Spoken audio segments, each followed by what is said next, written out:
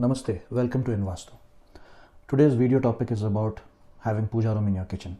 Many of them generally ask, can we have a puja room in our kitchen because our house is very compact and small? And of course there are certain restrictions because of which they feel uncomfortable. Now given the choice, of course having a separate space is best. But yes, it's a modern place, modern society, houses are getting compact, wherein you are having no other option but to keep a puja room either in the kitchen or living room or dining room. Personally, among the three, I would recommend it to be in the kitchen only, because we have always advocated this principle that your puja room is for the divine energy that should be blessed upon to you only. Everyone else, whosoever it is, should not be in a position to come and see your puja room. It's not a place for showcase, it's rather for your worship and clear mind. Now, given the choice that, let's say, getting back to the topic, your puja room is in your kitchen, you need to follow certain basic principles. Basic principles, whether let's say your dietary restrictions are there, not there, whether you're following Sattvik principle, your basic vegetarian food, but you have onion, garlic, let's say you're having Rajasik or say Tamasik. Now in these four scenarios, basic principle common for all is, of course, the vessels have to be different, the cloth has to be different, base is recommended to have of wood or stone.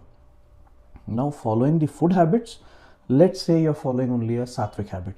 If it is a Sattvik habit, then yeah, you have the liberty or freedom to have the puja room either in north, either in west or in east.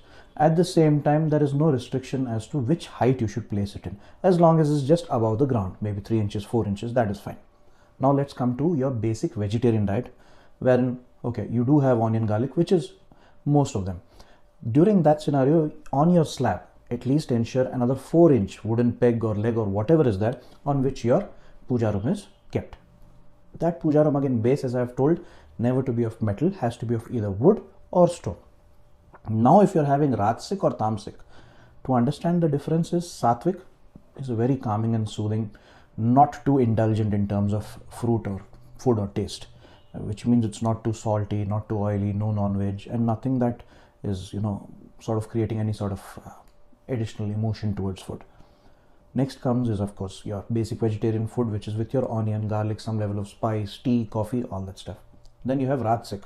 Rajasik, where it's less of processed food, but more of protein diet and, a lot of spice and oil and all stuff.